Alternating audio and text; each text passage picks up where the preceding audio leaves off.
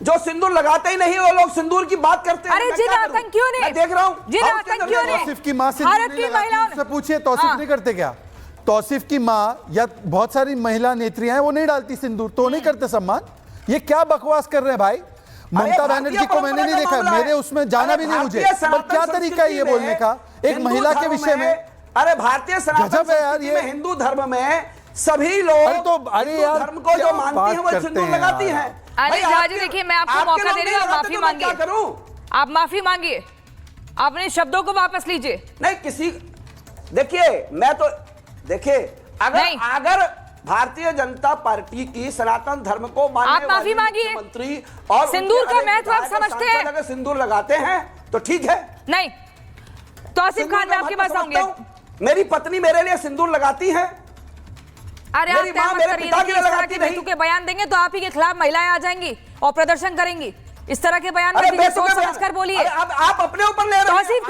तौसीफ खान, अरे आप मुझे मत देखिए, प्रधानमंत्री नरेंद्र मोदी ने आज जो महत्वपूर्ण बात कही वो घुसपैठियों को लेकर भी कही और कहा कि इस पर हम एक मजबूती के साथ कदम आगे बढ़ा रहे हैं, क्योंकि ये एक चिंता का सबब है, ये चुनौती है, ये चिंता है कि हमारे देश में घुसपैठिए आ जाते हैं और उसके बाद बहन बेटियों को टारगेट करते हैं, पूरा माहौल खराब कर रहे हैं, ब्रेन वॉश कर रहे हैं। इस पर कदम उठाने चाहिए, सख्ती से उठाने चाहिए।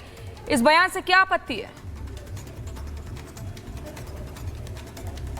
सबसे पहला कदम प्रधानमंत्री को ये उठाना चाहिए कि पिछले 11 साल में गद्दी में बैठे हुए प्रधानमंत्री के तौर पर और उनके मित्र जो हैं वो होम मिनिस्टर के तौर पर, जिनके अंदर में बॉर्डर सिक्योरिटी फोर्स आता है, बॉर्डर का कंट्रोल है अमित शाह के पास में, तो सबसे पहला कदम उनको ये उठाना चाहिए कि 11 साल में तुमने नाकामी दिखाई है, तुम अपने पद से इस्तीफा दो। उन्होंने तो ये नहीं किया। उन्हें ये सवाल उठाना चाहिए अपने मंत्रियों से हिम्मत करके कि 11 साल से बीजेपी का शासन है, प्रधानमंत्री के चौकीदार बने हुए हैं और ये बॉर्डर की गेट को खोलकर और ये घूस देकर बीएसएफ के नौजवानों को चकमा देकर ये कैसे देश के अंदर घुसपैठी घुसते चले आ रहे हैं या इन्हें घुसाया जा रहा है, इसकी जो जिम्मेदारी बनती है उनको इस्तीफा मांगना चाहिए। दूसरी बात, आज वो प्रधानमंत्री के तौर पे देश को संबोधित कर रहे थे, पूरे देश को। वो एक पल के लिए भी ये नहीं भूलना चाहते जब वो भाषण दे रहे हैं कि वो बीजेपी के नेता है, बीजेपी के नेता हैं, कैंपेन मोड में हैं। आज तो वो ये नहीं करना चाहिए था उनको। लाल किला क्या किया उन्होंने बोला हाई पावर डेमोग्राफिक मिशन की घोषणा की है, इसमें क्या गलत किया है? अगर वो बोल रहे हैं कि एक नए संकट के बीज बोए जा रहे हैं, उसके खिलाफ हमें काम करना है, तो उसमें क्या गलत बोला है? ये अगर वो बोल रहे हैं कि घुसपैठिए मेरे देश की बहन बेटियों को निशाना बना रहे हैं, इसे बर्दाश्त नहीं किया जाएगा, तो उसमें क्या गलत है? टीएमसी को मिर्ची क्यों लग रही है? पेट में दर्द क्यों हो रहा है? आसाम में खुलेआम हिमंता बिस्वा शर्मा एक इतनी घटिया तरीके से बात करते हैं, सांप्रदायिकता फैलाते हैं, झूठ कहते हैं, झूठा आंकड़ा देते हैं और नफरत फैलाते हैं, बोलते हैं मियाँ लोग निकलो यहाँ से।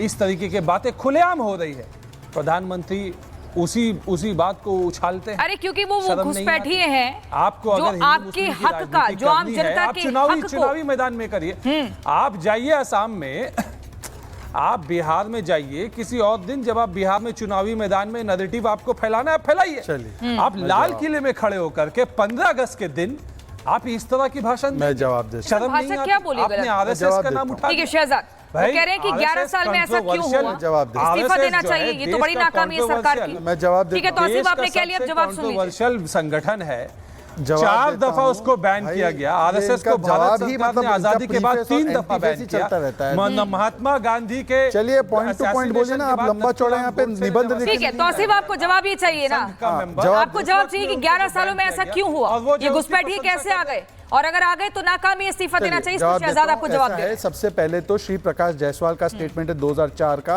कि 1.5 करोड़ से ज्यादा जो है घुसपैठिए थे और 95% घुसपैठिए आने की स्थिति कम हो चुकी है जब से हमारी सरकार आई है, क्योंकि हमने 85% इंडो बांग्लादेश बॉर्डर कम कर दिया फेंस। बाकी जो बचा है वो बंगाल में बचा है, जिसके लिए जमीन नहीं देती और बीएसएफ का विरोध करती है ममता बनर्जी। पर मैं सवाल पूछना चाहता हूं, जो ममता बनर्जी 2004-5 में कागज फेंकती थी सोमनाथ दापर के इलीगल आ रहे हैं और देश में वोट करके जा रहे हैं, वही ममता ममता बनर्जी आज कहती है कि रोहिंग्या जो है वो आतंकी नहीं होते, जबकि हमने उनको नेशनल सिक्योरिटी थ्रेट बताया, वही ममता बनर्जी बोलती है कि अवैध बांग्लादेशियों को निकालोगे तो सिविल वॉर हो जाएगा।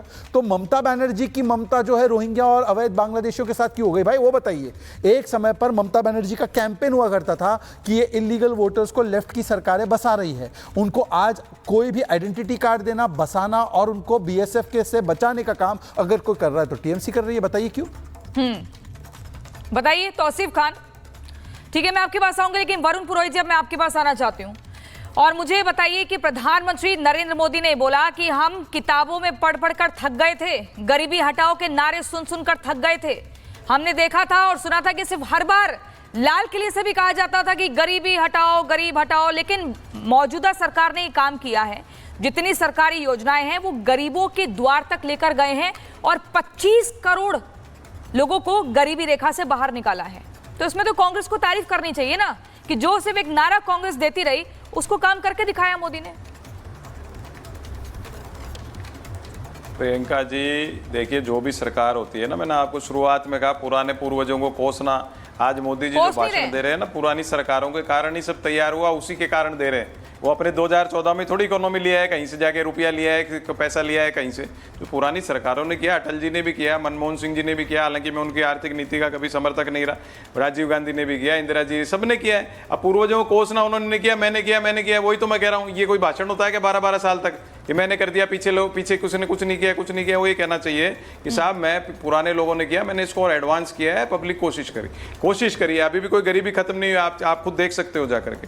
दूसरी बात एक जो अभी आपने कहा भाई मेरे को राहुल गरीबी खत्म नहीं हुई, राहुल गांधी सरकार तो आंकड़ा दे रही है, मैं भी कर सकता था भाई, प्रधानमंत्री जी प्रेस कॉन्फ्रेंस क्यों नहीं करते? हाँ देखिए, इन्होंने बहुत काम किया। मेरे को तो बोलने नहीं दोगे ना, मैं क्या करूँ? राहुल प्रधानमंत्री जी प्रेस कॉन्फ्रेंस क्यों नहीं करते? बताओ, जवाब दो। ये सब बातें करने की नहीं होती, कौन नहीं आ रहा, कोई प्रेस कॉन्फ्रेंस क्यों नहीं कर रहा। नहीं, ये बात करने की होती है। जब देश का कोई कार्यक्रम हो तो बात करने की होती है। देखिए विडंबना, अगर देशवासी हैं तो फिर सवाल पूछा जाएगा, अगर विदेशी हैं तो फिर कोई दिक्कत नहीं। प्रधानमंत्री क्यों नहीं करते प्रेस कॉन्फ्रेंस 12 साल से? भारतवासी नहीं, पहले जवाब ले लीजिए। प्रेस कॉन्फ्रेंस ये आज दिन तक प्रेस कॉन्फ्रेंस नहीं, आप नहीं मानते कि 25 करोड़ लोगों को गरीबी रेखा से बाहर निकाला है सरकार ने? वो खुद बोलते हैं। शहजाद देखिए, मैं जवाब दे देता हूँ। वाजपेयी जी की सरकार में हम लोगों ने 6 पायदान बढ़ाने का काम किया था इकोनॉमिक ग्रोथ में, और उसके बाद मनमोहन सिंह की सरकार आई, 11वें पायदान पर थे, 11वें पायदान पर छोड़कर गए। ये मनमोहन सिंह ने किया। Double digit inflation Manmohan Singh ने दिया। हमारा lowest foreign exchange reserve Manmohan Singh की सरकार ने दिया। उसके बाद 11वें से आज चौथे स्थान पर हम आए, लार्जेस्ट फास्टेस्ट ग्रोइंग इकोनॉमी बन चुके हैं। हमारा highest forex reserve, highest GST, highest tax collection, highest FDI आज हो चुका है। हमने जिस प्रकार से 11 लाख करोड़ कैपिटल एक्सपेंडिचर में डाला है, किस प्रकार से कल ही रेटिंग एसएनपी की आई है कि हमें अपग्रेड किया गया है, पर कहा जाता है कि इकोनॉमी डेड है। अब ये कह रहे हैं कि सब कामों का रिकॉग्नाइज करना चाहिए। हमने तो प्रधानमंत्री संग्रहालय बनाया जिसमें सारे प्रधानमंत्रियों के योगदान को हम स्वीकारेंगे, पर मनमोहन सिंह जी के जमाने पे तो हमने कभी इकोनॉमी को डेड नहीं बोला, पर आज इकोनॉमी डेड है। ये किस व्यक्ति ने ट्रम्पेट की तरह बोला? कौन है वो राष्ट्रीय ट्रम्पेट? वरुण पुरोहित जी मुझे बताइए, तारिक अनवर को आखिर दिक्कत क्या है? आपके कांग्रेस के सांसद हैं, उन्हें तिरंगा से क्या दिक्कत है? छत्तीसगढ़ वक्फ बोर्ड कहता है कि जितने भी मदरसे हैं, मस्जिद हैं, आप सब जगह झंडा फहराइए, हमारे आज़ादी के जश्न मनाने का दिन है। तो वो इसे बेतुका बयान बताते हैं, सरकार की चापलूसी वाला बयान बताया जाता है। आखिर क्यों? तिरंगे से भारत में रहते हुए इतनी नफरत क्यों? अब ये तो प्रियंका जी आप इनसे पूछ सकते हो कि इनको नफरत क्यों थी, 40-50 साल तक क्यों नहीं तिरंगा फहराया? तो तिरंगा किसी ने बयान दिया तिरंगा नहीं फहराना चाहिए, उसके खिलाफ बयान दिया, तो इन्होंने भी नहीं इस तरह का बयान कैसे दे सकते हैं? कह रहे हैं जबरदस्ती दबाव बनाने वाला ये फरमान है। मैं ये कह रहा हूँ आपको, जब 40 साल 50 साल तक तिरंगा नहीं फैलाने वाले तिरंगा यात्रा कर रहे हैं, तो तारिक अनवर को ये सोचना चाहिए बयान देने से पहले कि हम तो तिरंगा पहले से ही चलाते। ये इसमें मैं इनकी जैसे नहीं करता। आपने कहा चाटुकारिता के नुस्खे की किताब लाइब्रेरी में होनी चाहिए, मेरे नहीं है, मैं इस बात में नहीं चक्कर में वो सब आप यहाँ पर बताइए। आप भी बताइए बंदिश क्यों बताया, ये बंदिश क्यों है? तिरंगा फहराना बंदिश क्यों है? फिर भारत में क्यों रह रहे हैं? नहीं तो फिर 40 साल तक जिन्होंने नहीं फहराया वो क्यों रह रहे हैं भारत में? जवाब देता हूं। क्यों रह रहे हैं बताइए आप। मैं जवाब देता हूं। 10 सेकंड है मेरे पास, 10 सेकंड जल्दी। फ्लैग कोड ऑफ इंडिया के तहत 2004 तक जब तक नवीन जिंदल ने केस नहीं लड़ा, किसी प्राइवेट संगठन को फ्लैग लहराने का कोई अधिकार नहीं था। क्यों नहीं दिया ये अधिकार? उल्टा अब मैं पूछना चाहता हूं आपसे कि तिरंगा के साथ है तो जम्मू कश्मीर में पहली बार लहरा रहा है, तो क्यों विरोध कर रहे हैं उसका? आप तो 370 के साथ हैं, तिरंगे के साथ नहीं। वरुण पुरोहित, आपकी बातें नैरेटिव क्रिएट कर रहे हो फालतू। मैं कह रहा हूँ 370 प्रियंका जी लाल फालतू किले का पे अपने लाल बयानबाजी करते हैं, इनके जो कर्म रहे हैं देश को पता है। ठीक है। आप जो जनरल की बात कर रहे हो, टैरिफ उससे और पहले तो मैंने टेरर केस कर जमकर लिया था। पीएम मोदी ने हर एक विषय पर बात रखी, एक लंबा भाषण आज प्रधान